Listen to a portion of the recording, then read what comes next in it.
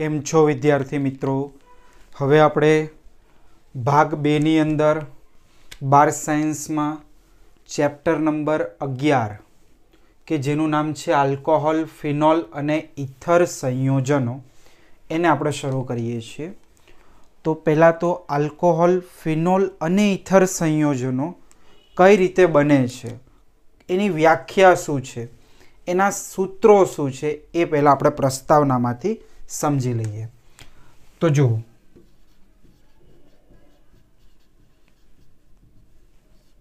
પહેલું આપણે લઈએ છીએ આલ્કોહોલ સંયોજન.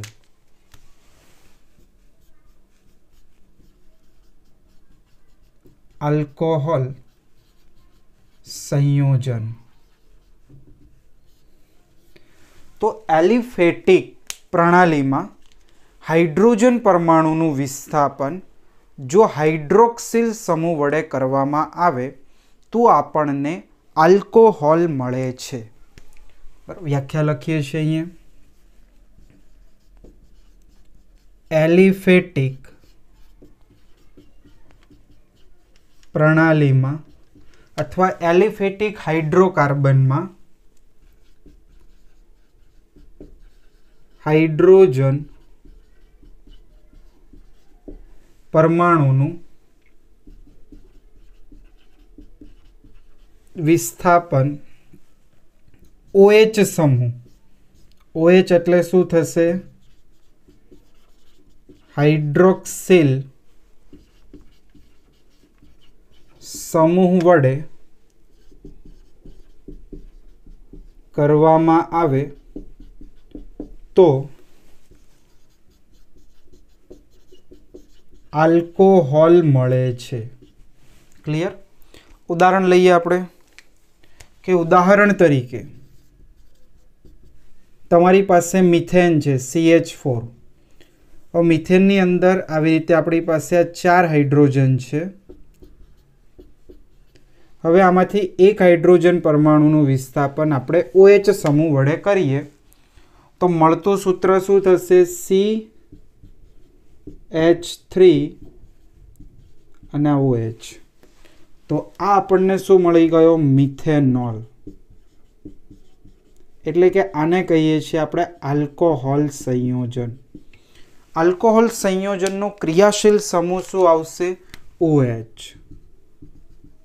OH સમૂહ આવશે, ક્રિયાશીલ સમૂહ. ચલો, પોઈન્ટ નંબર 2. આલ્કોહોલનું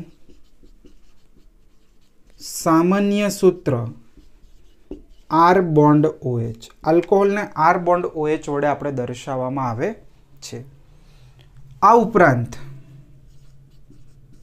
તમે CN એનું જે રાસાયણિક સૂત્ર, આણ્વીય સૂત્ર આપણે વાત કરીએ તો અહીંયા પોઈન્ટ લખી દઈએ છીએ બીજો. આલ્કોહોલનું સામાન્ય આણ્વીય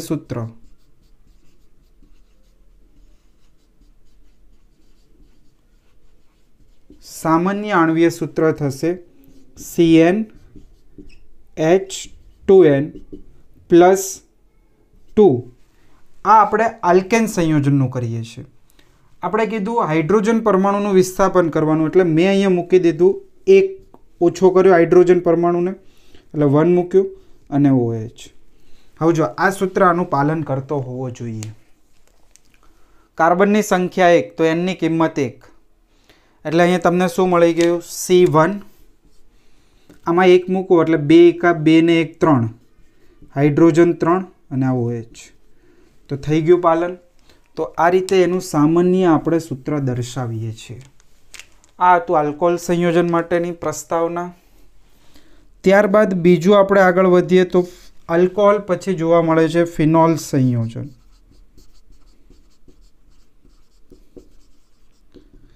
ફિનોલ સંયોજન કઈ રીતે બનશે?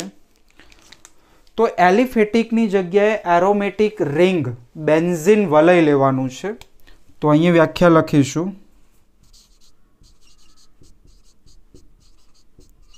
એરોમેટિક પ્રણાલીમાં રહેલા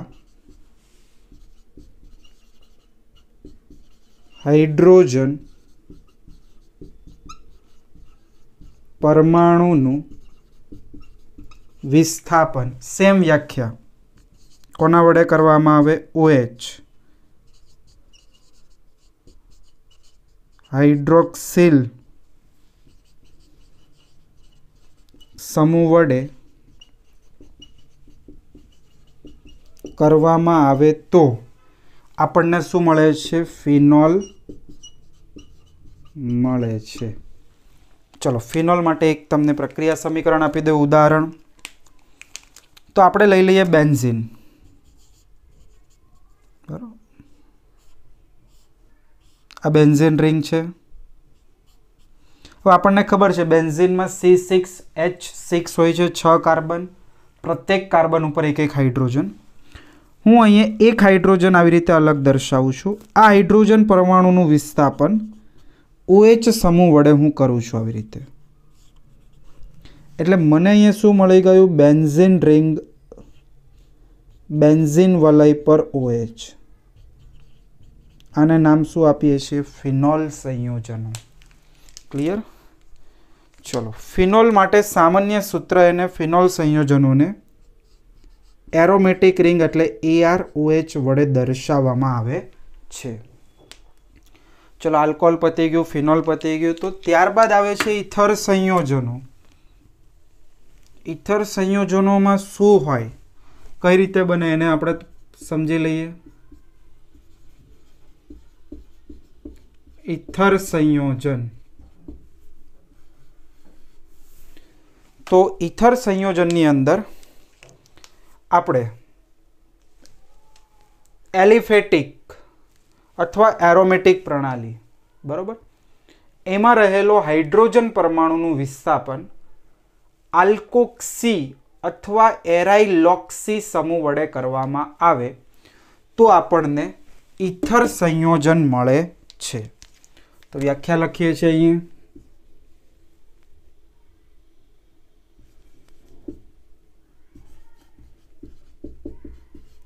એલિફેટિક અથવા એરોમેટિક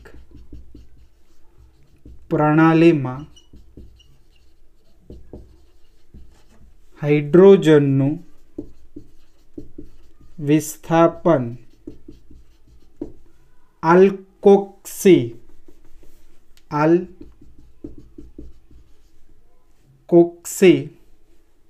એટલે કે બોન્ડ OR અથવા એરાઇલોક્સી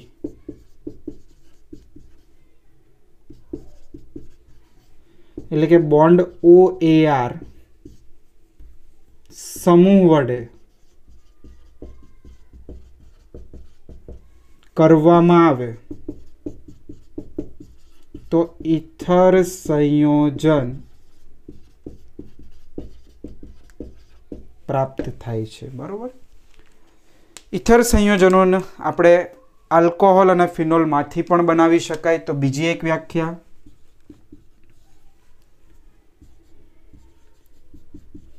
આલ્કોહોલ અથવા ફિનોલમાં રહેલા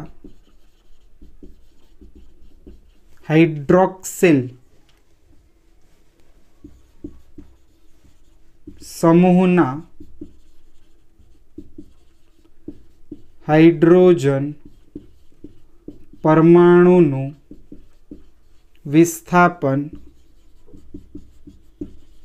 આલ્કાઇલ સમૂહ વડે કરવામાં આવે તો પણ આપણને શું મળે છે? ઇથર મળે છે. બરોબર. ચલો એકાદું ઉદાહરણ જોઈએ કે ધારો કે મારી પાસે આ મિથેનોલ છે, ફોર એક્ઝામ્પલ CH3OH. આપણે શું કીધું? આલ્કોહોલમાં રહેલા હાઇડ્રોક્સિલ એટલે કે OH સમૂહ એનો આ હાઇડ્રોજનનું વિસ્થાપન હું અન્ય આલ્કાઇલ વડે કરું. જો હું એ મિથાઇલ સમૂહ ઉમેરું તો મને શું મળે? CH3OCH3 એટલે કે આ મને મળી ગયો ઇથર. સેમ વસ્તુ અહીંયા ફિનોલ માટે લાગુ પાડી શકાય કે મારી પાસે અહીંયા ફિનોલ છે OH હવે આ હાઇડ્રોજનનું વિસ્થાપન હું મિથાઇલ સમૂહ વડે કરું તો મને શું મળી જાય? મિથોક્સીબેન્ઝીન OCH3. તો આ પણ શું થયો? ઇથર થયો. તો આવી રીતે ઇથર સંયોજનનું રાસાયણિક સૂત્ર આવી રીતે લખી શકો, R1 અથવા AR1, ઓક્સિજન R2 અથવા AR2. બરાબર. તો પ્રસ્તાવનામાંથી એટલું કરવાનું છે, લખી નાખો એટલું, પછી આપણે વર્ગીકરણ જોઈએ.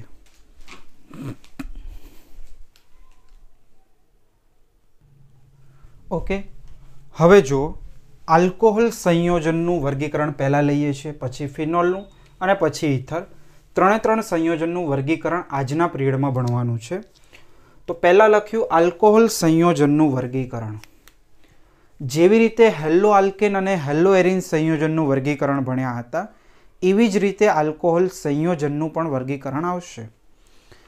જેમાં પહેલું કે જે આલ્કોહોલ સંયોજન છે તેમાં હાઇડ્રોક્સિલ સમૂહની સંખ્યાને આધારે થતું વર્ગીકરણ. જો એક OH સમૂહ જોડાયેલો હોય તો તેને મોનોહાઇડ્રિક આલ્કોહોલ કહીશું. 2 OH હોય તો ડાયહાઇડ્રિક અને 3 OH હોય તો ટ્રાયહાઇડ્રિક અને 1 કરતાં વધારે હોય તો પોલીહાઇડ્રિક આલ્કોહોલ કહીશું. તો પહેલું વર્ગીકરણ, આલ્કોહોલમાં જોડાયેલા OH સમૂહની સંખ્યાને આધારે.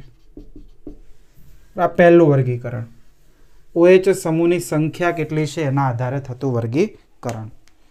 તો પહેલું લખીશું, જો આલ્કોહોલમાં એક OH સમૂહ જોડાયેલ હોય તો તેને મોનોહાઇડ્રિક આલ્કોહોલ કહે છે. ઉદાહરણ લખીએ, એક જ OH હોવો જોઈએ એવો આલ્કોહોલ, CH3OH. બીજું ઉદાહરણ, CH3CH2OH. એક જ OH સમૂહ આલ્કોહોલમાં જોડાયેલો છે, માટે આ બંને જે છે એને શું કહીશું આપણે? Monohydric alcohol. ક્લિયર? ચલો આગળ વધીએ છીએ. પોઈન્ટ નંબર 2, જો આલ્કોહોલમાં 2 OH સમૂહ જોડાયેલા હોય તો તેને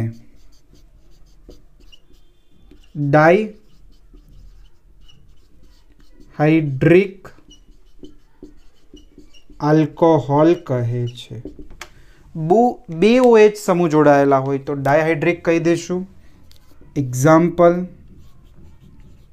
CH2CH2, આ OH આ OH. 2 OH છે ડાયહાઇડ્રિક. આવી જ રીતે CH2CH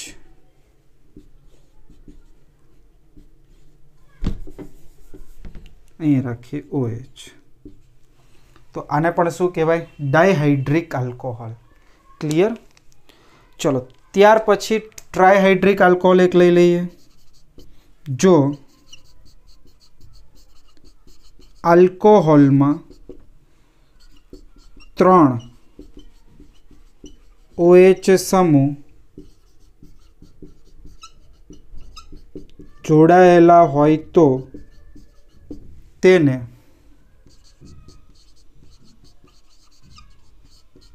ટ્રાયહાઇડ્રિક આલ્કોહોલ કહે છે. ઉદાહરણ તરીકે CH2 CH CH2 OH OH અને OH.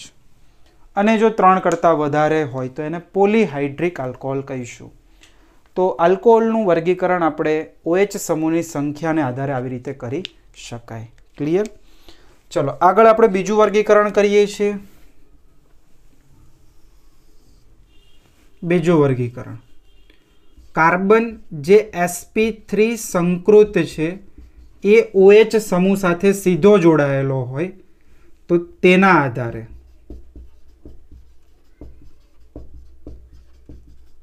આધારે થતું વર્ગીકરણ। આલ્કોહોલ સંયોજનમાં ધારો કે આ આલ્કોહોલ સંયોજન છે તો આ ઓક્સિજન વાળો કાર્બન એનું સંકરણ sp3 હોવું જોઈએ, એના આધારે થતું વર્ગીકરણ ત્રણ પ્રકારનું આવશે, જેવું હેલો આલ્કેનમાં હતું એ જ પ્રમાણે। પહેલા નોર્મલી આપણે આલ્કાઇલ આલ્કોહોલ સંયોજન આપી દઈશું ROH, પછી એલાઇલિક આલ્કોહોલ આપી દઈશું અને પછી વિનાઇલિક આલ્કોહોલ। એટલે આમાં 3 પ્રકાર પડશે। કેટલા પ્રકાર પડશે આમાં? 3 પ્રકાર। અહીં આપણે એક વખત લખી આપીએ છીએ, પછી વિગતવાર સમજી લઈએ। પહેલું ROH, એને કેવું હોય? Alkyl alcohol. બીજું એલાઇલિક આલ્કોહોલ અને ત્રીજું બેન્ઝાઇલિક આલ્કોહોલ।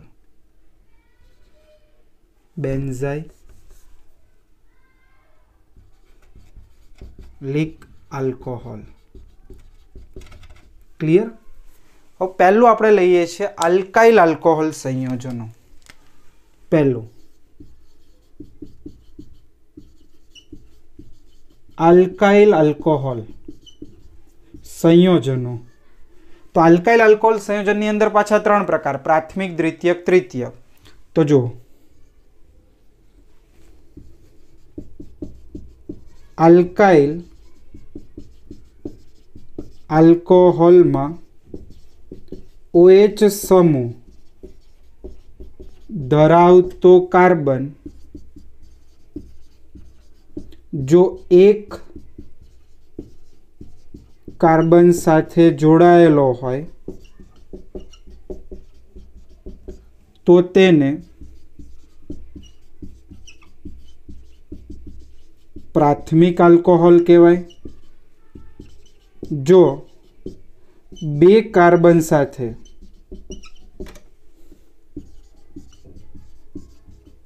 જોડાયેલો હોય તો દ્વિતીયક આલ્કોહોલ કહેવાય। અને જો 3 કાર્બન પરમાણુ સાથે જોડાયેલ હોય તો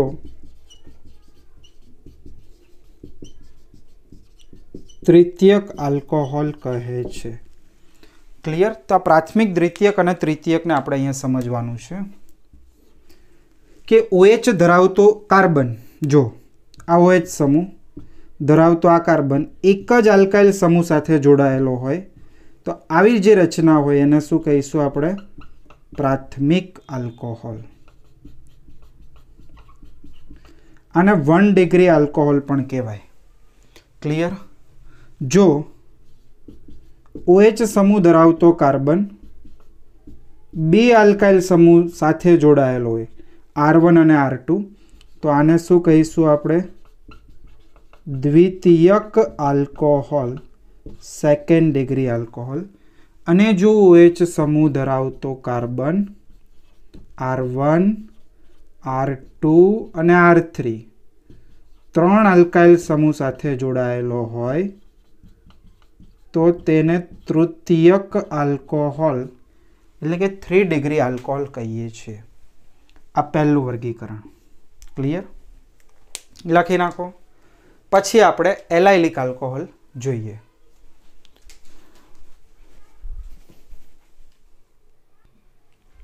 જો ત્યારબાદ બીજો પ્રકાર અહીંયા લખ્યો છે એલાઇલિક આલ્કોહોલ।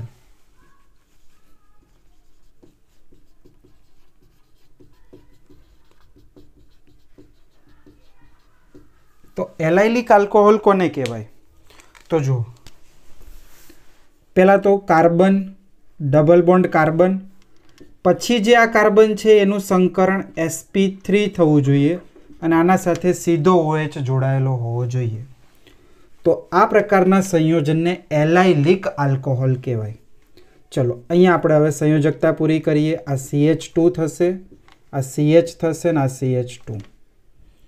તો આને કહીએ છીએ એલાઇલિક આલ્કોહોલ. તો વ્યાખ્યા લખી શકાય, કાર્બન દ્વિબંધ ધરાવતો જે કાર્બન છે એ sp3 સંકૃત કાર્બન સાથે જોડાયેલો હોવો જોઈએ અને OH sp3 સંકૃત કાર્બન સાથે જ જોડાયેલો હોવો જોઈએ. તો આવી રીતે પણ વ્યાખ્યા લખી શકાય કે OH સમૂહવાળો કાર્બન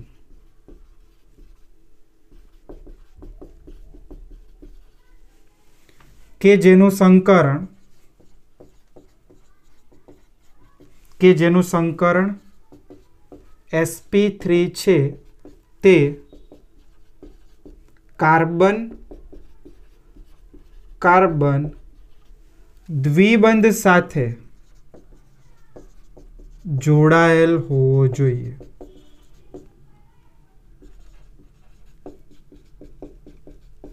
તો તેને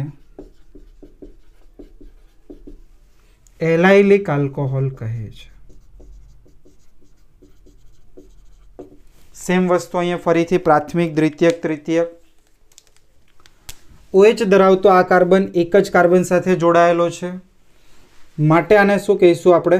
પ્રાથમિક. 1 ડિગ્રી એલાઇલિક આલ્કોહોલ.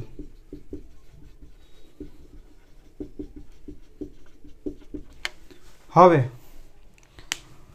જો આવું હોય, આ કાર્બન કે જેનું સંકરણ sp3 છે તે અહીંયા આલ્કાઇલ સમૂહ સાથે જોડાયેલો છે, OH છે, આ કાર્બન ડબલ બોન્ડ, આ કાર્બન. જો આ રચના હોય તો જો એક આ કાર્બન અને એક આ કાર્બન, તો આ કેવો થઈ ગયો? દ્વિતીયક એલાઇલિક આલ્કોહોલ. તો આને કહીએ છીએ દ્વિતીયક, second degree allylic alcohol. Clear? અને તૃતીયક માટે શું થશે? ઉપર પણ એક જોડાઈ જશે, આ રીતનું બંધારણ. અહીંયા R1, આ R2, આ કાર્બન 1, 2 અને 3 કાર્બન સાથે જોડાયેલો છે. તો આ પ્રકારની રચનાને આપણે શું કહીશું? તૃતીયક, એટલે કે 3 ડિગ્રી એલાઇલિક આલ્કોહોલ કહે છે. ક્લિયર? તો આ થઈ ગયું તમારે એલાઇલિક આલ્કોહોલ વિશે. ચલો ત્યારબાદ આગળ વધીએ તો બેન્ઝાઇલિક આલ્કોહોલ. તો અહીંયા ત્રીજો પ્રકાર આપીશું આપણે, બેન્ઝાઇલિક આલ્કોહોલ. બેન્ઝાઇલિક આલ્કોહોલમાં શું હોય છે? OH ધરાવતો કાર્બન કે જેનું સંકરણ sp3 હોય તે સીધો બેન્ઝીન વલય સાથે જોડાયેલો હોવો જોઈએ. તો અહીં લખીએ વ્યાખ્યા, OH સમૂહ ધરાવતો કાર્બન કે જેનું સંકરણ sp3 હોય તે જો બેન્ઝીન વલય સાથે જોડાયેલ હોય તો તેને બેન્ઝાઇલિક આલ્કોહોલ કહે છે. આમાં પણ 3 પ્રકાર આવશે: પ્રાથમિક બેન્ઝાઇલિક આલ્કોહોલ, દ્વિતીયક બેન્ઝાઇલિક આલ્કોહોલ અને તૃતીયક બેન્ઝાઇલ આલ્કોહોલ. આપણે બંધારણો જોઈએ. જો OH સમૂહ છે, અહીંયા OH સમૂહ ધરાવતો આ કાર્બન કે જેનું સંકરણ sp3 હોવું જોઈએ તે સીધો બેન્ઝીન વલય સાથે જોડાયેલો હોવો જોઈએ. તો આને શું કહીશું આપણે? Benzylic halide. હવે જો OH સમૂહ ધરાવતો આ કાર્બન સીધો એક જ કાર્બન સાથે જોડાયેલો છે માટે આને શું કહેવાય? પ્રાથમિક બેન્ઝાઇલિક આલ્કોહોલ. ક્લિયર? હવે જો આવું હોય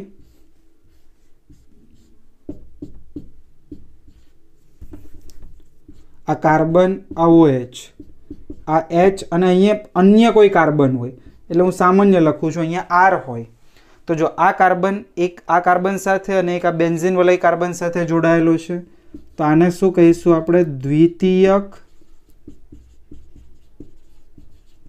બેન્ઝાઇલિક આલ્કોહોલ. અને જો આ હાઇડ્રોજનની જગ્યાએ ત્રીજો એક R આવી જાય તો એને તૃતીયક કહીશું.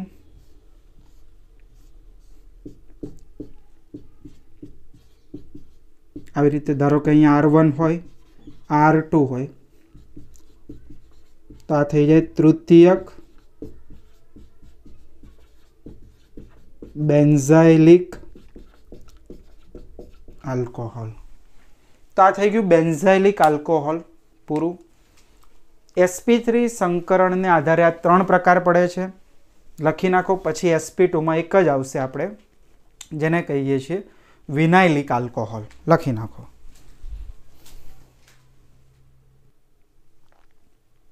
ચલો હવે આપણે આવે છે ત્રીજો પ્રકાર.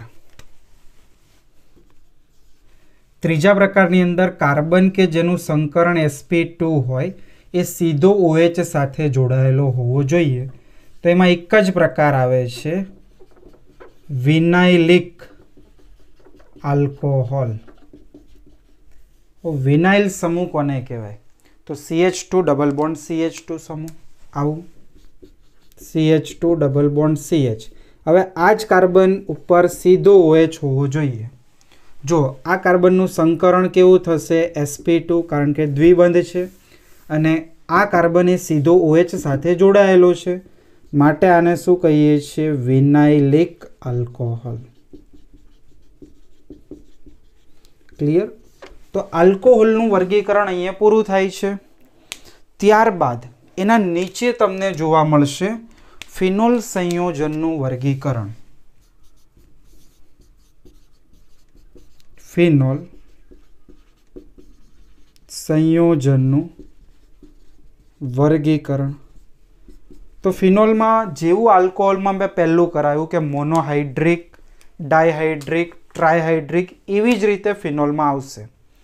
એક OH હોય તો મોનોહાઇડ્રિક ફિનોલ, 2 OH હોય તો ડાયહાઇડ્રિક ફિનોલ અને 3 OH સમાયેલા હોય તો ટ્રાયહાઇડ્રિક ફિનોલ કહીએ છીએ.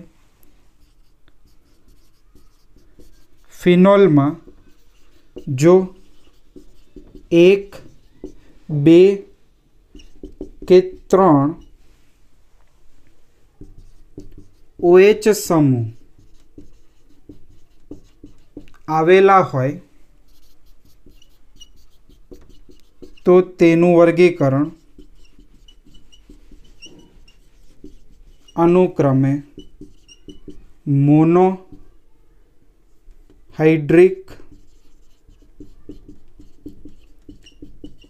ડાયહાઇડ્રિક અને ટ્રાયહાઇડ્રિક આલ્કોહોલમાં થાય છે. ક્લિયર? આ થઈ ગઈ એની વ્યાખ્યા. ઉદાહરણ જોઈ લો.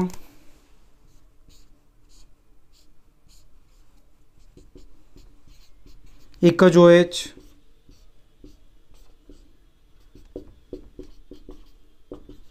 બે OH,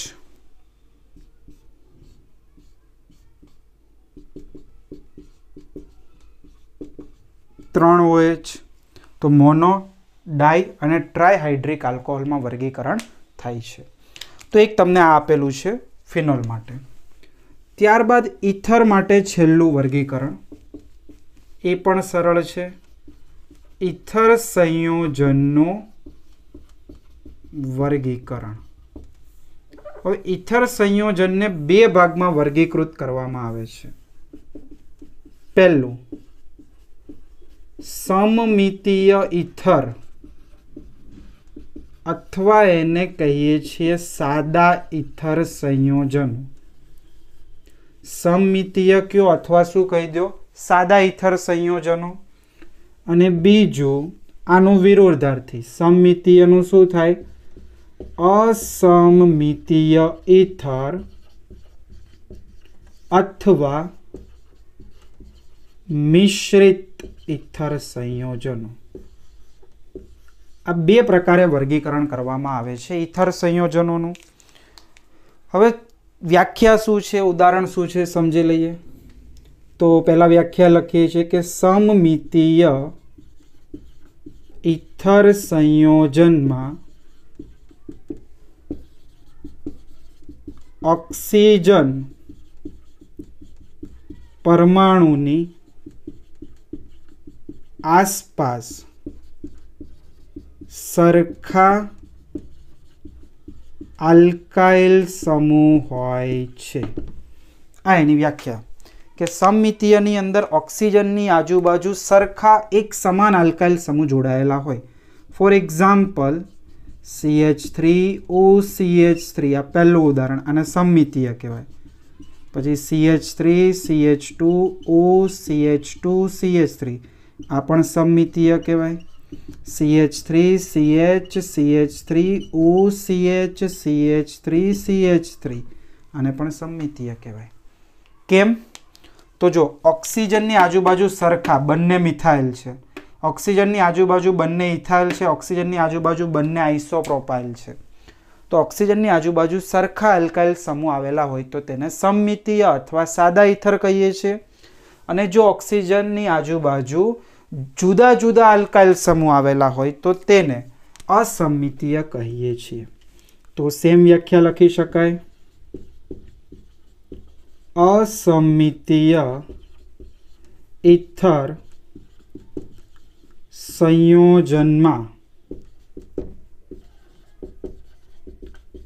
ઓક્સિજનની આસપાસ જુદા જુદા આલ્કાઇલ સમૂહ આવેલ હોય છે. બરાબર. ઉદાહરણ લઈ શકાય અહીંયા. ફોર એક્ઝામ્પલ કે CH3OCH2CH3. તો અહીંયા જોઈ શકાય કે ડાબી બાજુ મિથાઇલ છે, જમણી બાજુ ઇથાઇલ છે. તો આ કેવો થઈ ગયો? અસમમિતીય ઇથર. બીજું ઉદાહરણ CH3CH2OCH3CH3. તો આઇસોપ્રોપાઇલ છે, આ ઇથાઇલ છે. તો આ પણ કેવું થઈ ગયું? અસમમિતીય.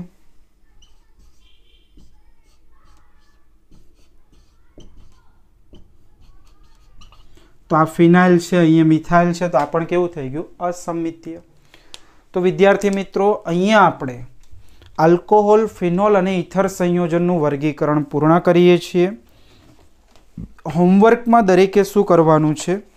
ઇન્ટેક્સનો ક્વેશ્ચન નંબર 11.1 અને 11.2 જે વર્ગીકરણને આધારિત ક્વેશ્ચન છે તે તમારે સોલ્વ કરવાનો છે.